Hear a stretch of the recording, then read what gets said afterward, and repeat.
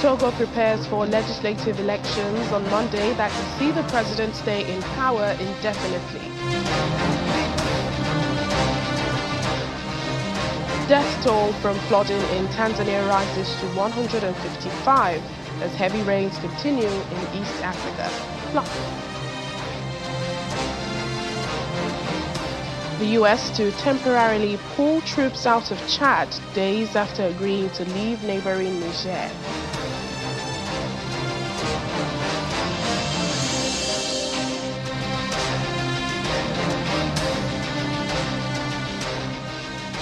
Hello and welcome to the program today. I'm Layo Olarinde.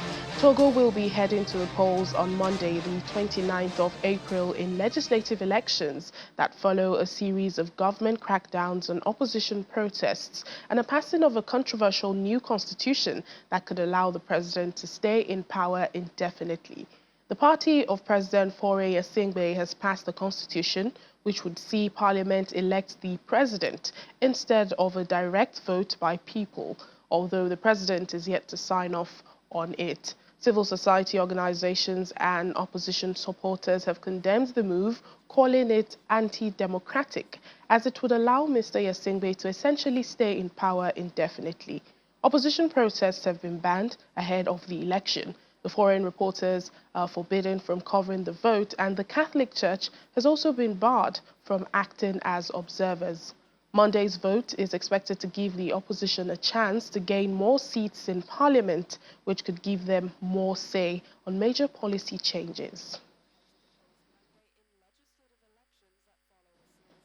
South Africa is also heading to the polls in a month's time, and campaigns have been ongoing. Former President Thabo Mbeki says his primary focus remains rooting out corruption within the ruling party African National Congress, ANC.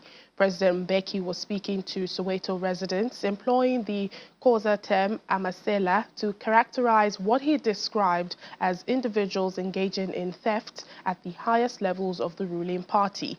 Addressing a gathering of community members at the Jabulani Mall during his participation in the party's election campaign trail, one of the former president's major concerns is the lack of credible leaders in the ANC. But as you can see from this, I came to Jabulani Mall to distribute this leaflet, to ask the people of Soweto to vote for the ANC at the end of April 29th. Of May. As you can see, I think the response is very good. I have not been in Soweto for some time, but I know the response of the people. Have campaigned here before and will come here again because I think it is important that we should indeed return the ANC to power. I know there are many problems in the country, even problems within the ANC. And so as we say, vote ANC, we're also making a commitment to the people that we will attend to the problems within the ANC itself to make sure that it is able to discharge its responsibilities to the population. But I think fortunately, my knowledge of the people of Soweto is that they will listen to that, and I hope they will. Because it's a challenge to address all of these problems: unemployment, poverty, crime, everything. And I think the ANC can do it, but it's an ANC that must be transformed. And so I make that kind of commitment to these voters that will also attend to the ANC itself so that it can deliver on its promises. But thanks for coming. The South African Reserve Bank, SARB, has established its first deposit insurance body called the Corporation for Deposits Insurance, CODI. The SARB said the body is aimed at protecting people's bank deposits if the bank cannot honor its commitments to its clients. The bank adds that CODI will protect qualifying depositors, including individuals and non-financial businesses, in case of a possible bank failure by covering up to 100,000 rand per bank. Well, our South Africa correspondent Innocent Samosa has more. Since 1990, South Africa has witnessed the collapse of more than 10 banks, consistently attributed to liquidity challenges and poor management. Now, such failures frequently result in financial losses for individuals should a bank falter. The South African Reserve Bank's Corporation and Deposit Insurance aims to address these challenges. For central banks, it makes sense to protect depositors, to remove the incentives to run. This is because bank runs offer what economists call a dual equilibrium problem. Deputy Governor Dr. Mampo Modise outlines key priorities and initiatives that CODI will focus on to further strengthen its effectiveness. So as part of CODI and in the Act, public awareness is key.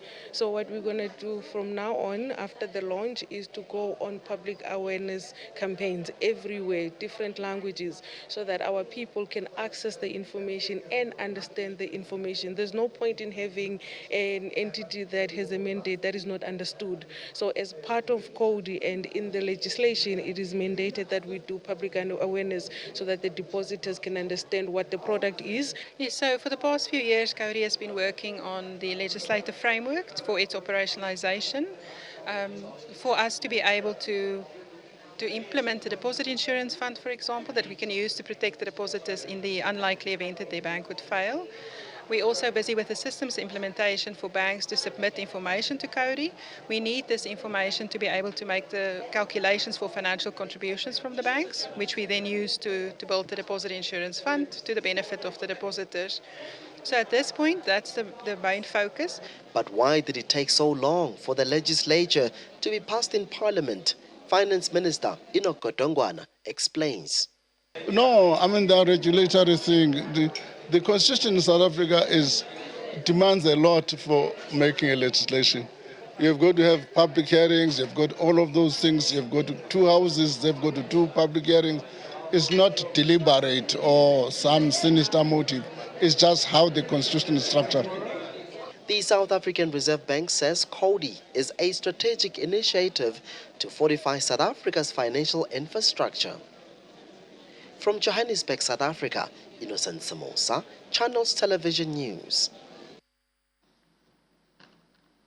To the weather conditions in East Africa now. Tanzania is dealing with intense weather as downpours continue across the East African nation. According to the Prime Minister, flooding and landslides caused by weeks of heavy rain have killed at least 155 people so far and injured 236 others.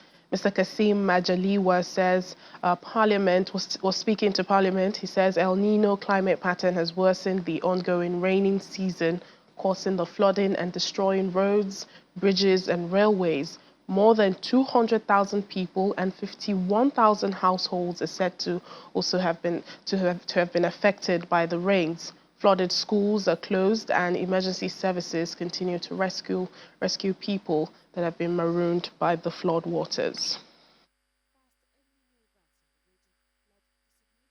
Now, dangerous levels of acute hunger affected by a staggering 208.6 million people last year, being the 5th year in a row that food insecurity has worsened. UN agencies are now warning of heightened growing fears of famine and widespread death from Sudan and beyond. According to the latest global report on food crisis, more than 1 in 5 people in 59 countries face acute food insecurity back in 2023, and that's compared with around just 1 in 10 in 48 countries in 2016. The Food and Agriculture Organization chief economist Maximo Torero says 705 people in 5 countries are facing catastrophe, 3 of those countries in Africa. The number that we have right now is 281.6 million people, or 21.5% of the analyzed population, face highest levels of acute food insecurity in 59 countries or territory. Perhaps an even more compelling statistics than the absolute number is the fact that the reality that for 4 consecutive years, this prevalence rate has remained stubbornly high, between 21 and 23%, despite record levels of humanitarian funding. First, 705,000 people in 5 countries were facing catastrophe. This means IPC 5. And here it's important to understand that this includes Gaza Strip in Palestine, which just it is 577,000 people. South Sudan, 43,000 people. Burkina Faso, 42,700 people. And Somalia, 40,400 people, and other countries that are in these 705,000 people. Benin, Liberia, and Sierra Leone have become the latest African countries to join the world's first routine vaccine program against malaria. The three nations will administer the RTS vaccine to children aged 5 months or older in 4 scheduled doses. Benin received 215,900 doses of the vaccine, while Liberia received 112,000, with Sierra Leone getting 550,000. The World Health Organization, UNICEF, and the Global Vaccine Alliance, Gavi, are coordinating this program, and they say the rollout is a significant step forward for malaria prevention in Africa, which is the continent most impacted by the disease. The vaccine has already been successfully rolled out in Cameroon, Burkina Faso, Ghana, Kenya, and Malawi.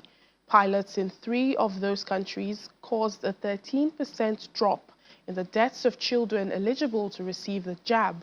Several more African countries are expected to join the rollout of the RTS vaccine in the coming months amid an anticipated rollout of R21, the second WHO-approved jab. The 10th session of the Africa Regional Forum on Sustainable Development has closed in Addis Ababa, Ethiopia, with member states of the Economic Commission for Africa agreeing to 11 key messages for the effective delivery of sustainable, resilient and innovative solutions to reinforce the 2030 Agenda and Agenda 2063, and also to eradicate poverty in times of multiple crises. The Addis Ababa Declaration, as the resolution is called, focuses on the actions needed in achieving the Sustainable Development Goals, on ending poverty in all its forms everywhere, ending hunger, achieving food security and improved nutrition, and promoting sustainable agriculture. Our correspondent, Ayola Kasim, reports. So it's important to highlight it. In many United Nations resolutions, agreement on language is almost always a major issue. So we like actually to address that. And at the closing session of the 10th African Regional Forum on Sustainable Development, the scenario is not different, going through each line of the draft. With bureaucratic thoroughness, member states question, suggest, and even change text to address their concerns. On the third line, to enhance human rights approaches, I would suggest to enhance dignity and human rights approaches. And at the end of the day, the Addis Ababa Declaration calls upon participants that will be at the Summit of the Future in September to consider and adopt commitments that will align with Africa's priorities and will focus on sustainable development and financing for development that will cater for peace and security, scientific innovation and digital cooperation, young people and future generations, and transformation of global governance. It also urges member states of the Economic Commission for Africa and their partners to redouble efforts to revitalize institutions, policies, plans and programs, and channel finance to rescue the Sustainable Development Goals, and then ask the United Nations resident coordinators and the United Nations country teams to develop and deliver strong, coordinated and targeted support to members of the Economic Commission for Africa with a view to achieving a meaningful and tangible transformation in food systems, education systems, climate change, and many other areas. Africa needs investment of about $1.3 trillion a year to achieve the SDGs by 2030, and investments of over $2.8 trillion in mitigation and adaptation alone in order to implement the nationally determined contributions. Africa races against time to meet the Sustainable Development Goals by 2030 and the Malabo commitment to end hunger by 2025, while battling with the current challenge of maintaining peace and development. The world has found this year more than $260 billion, $2.6 trillion for war. Surely, if we can find that resources for war, we can find those resources for peace and development. Because it is that peace and is that development which we need to offer today to our children. And that peace and development cannot be brought with the knowledge and technology of the past. Mauritania has been charged with presenting the key messages to all high-level meetings coming up later this year. But the delegates living here know that the real work of turning words into action has just begun. From UNECA headquarters in Addis Ababa, Ayola Kasim, Channels Television News. We'll take a break now on the program. Still ahead. Repatriated apartheid-era artworks on display in Johannesburg as South Africa celebrates 30 years of democracy. Please join us again. Welcome back to the program. The U.S. says it will temporarily withdraw some of its troops from Chad, and this is coming days after agreeing to remove all its soldiers from the neighboring Niger. U.S. Pentagon Press Secretary Major General Pat Ryder says the U.S. plans to reposition some of its military forces from Chad, but did not say how many would be affected or where they would move to. He adds that this is a temporary step as part of an ongoing review of security cooperation, which will resume after Chad's May 6th presidential election. The announcement follows Chad's Air Force chief ordering the U.S. to halt activities at an air base near the capital in N'Djamena earlier this month. Meanwhile, the UN peacekeeping mission in the Democratic Republic of Congo has closed one of its key bases as it prepares to leave the Central African nation this year at the request of the government. The mission, also known as MONUSCO, closed a major base near the city of Bukavu in a ceremony on Thursday that was attended by the head of MONUSCO, Bintou Keita, along with the DRC military and government officials. Now, this mission has helped in the fight against rebels for more than 2 decades in the country. The base, along with others that are slated to close by the end of this year, will be handed over to the military. The departure comes after the Congolese government, which was re-elected in a disputed vote in December, said the increasingly unpopular mission has failed to protect its citizens from armed groups. The United Nations mission in South Sudan is supporting the country in its efforts to end the practice of child soldiers and also to strengthen the protection of children, including providing training to the military forces. Now, this week, a workshop was held targeting senior military officers in Juba. Across South Sudan, thousands of children have suffered immense harm from being forced to join armed groups to serve as fighters, cooks, porters, messengers, spies, or even sexual purposes. The senior military officers play a very important role in this endeavor. Your leadership, guidance, and commitment are essential for translating legal frameworks into concrete actions on the ground. Your engagement in this workshop, therefore, is pivotal, as it will equip you with the necessary tools to effectively integrate child protection principles into military activities. I reiterate the commitment of the Ministry of Defense and Veteran Affairs, SSPDF, to make sure children are fully protected and no child shall be involved in a sixth grave violation by individuals or groups, and such as recruitment and use of children, killing and maiming of children, sexual violence against children, abduction of children, attack and occupation of on schools and hospitals, and lastly, denial of humanitarian access. Our children are not supposed and shall never be in a military barracks, but in the classrooms, and not to carry guns, but exercising books and pens. Let us take a moment to reflect on the remarkable progress that has been made in the implementation of the Comprehensive Action Plan to end and halt the 6 grave violations in South Sudan. The tireless efforts of government and UN dedicated teams have yielded significant achievements, contributing to the declining number of grave child violations.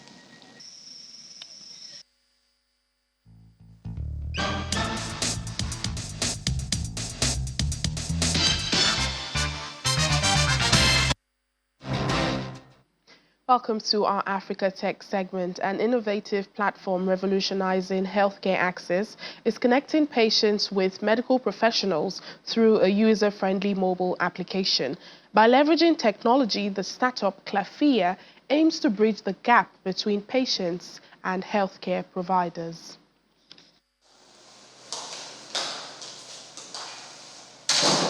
In an effort to revolutionize healthcare accessibility, this health tech platform, Clafia, is connecting patients with vital healthcare services right at their fingertips.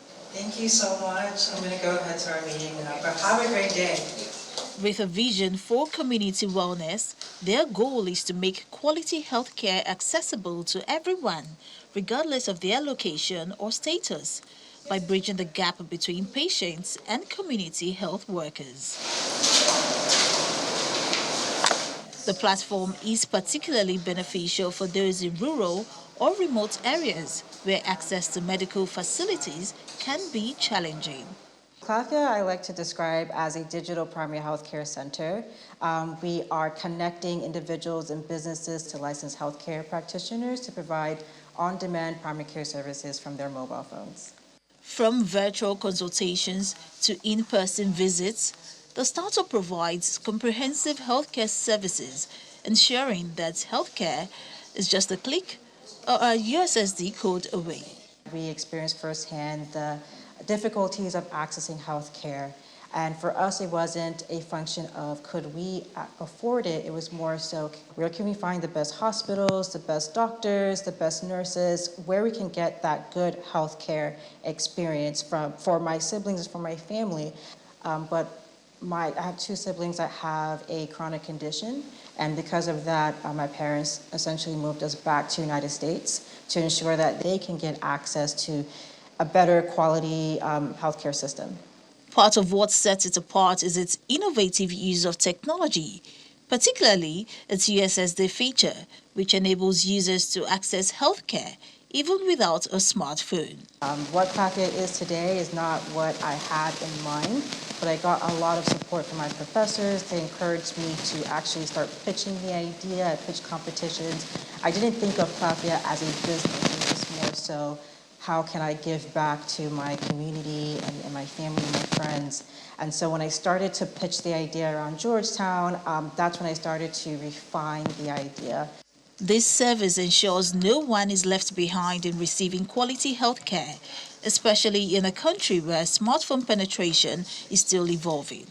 Clafia's core model, which is to connect nurses or community health officers who are in your communities to your homes or your workplace, wherever you feel safe to you, to provide that in-person or virtual primary care services.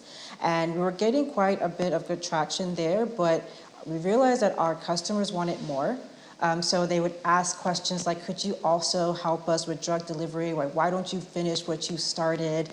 Because yes, I'm going to need other things, or are you going to help us with that? So can you help us with our medicine delivery? Could you help us with diagnostics? Do you have access to other specialists? And so it wasn't until that moment that we realized we had to evolve into what I would describe as a digital primary healthcare center.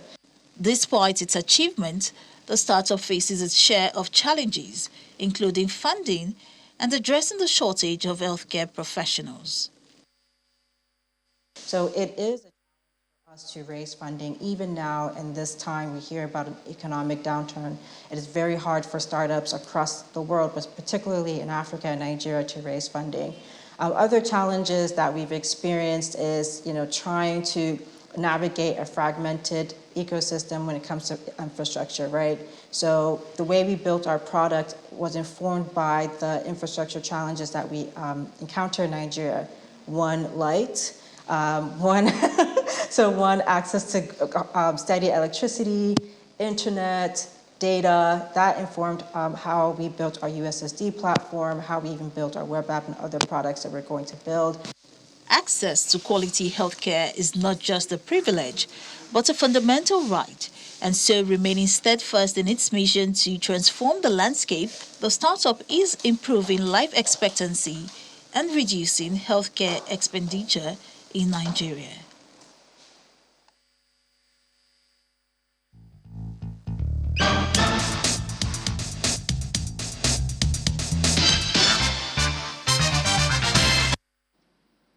And finally, on the program, a selection of South African artworks produced during the country's apartheid era, which ended up in foreign art collections, is on display in Johannesburg. And this is to mark 30 years since the country's transition to democracy in 1994. Most of the artworks were taken out of the country by foreign tourists and diplomats who had viewed them at the Australian Embassy in the capital, Pretoria. The embassy had opened its doors to black artists from the townships to be recognized and have their artworks on full display to the public. The artworks, which reflect the daily struggles of the country's black majority during the apartheid era and the effects of racial segregation policies, are on display, alongside works by some of South Africa's exciting contemporary artists. Well, happy Freedom Day to South Africa, and that's it on the program today. Thank you so much for watching. I'm Layo Olarinde. Have a lovely weekend.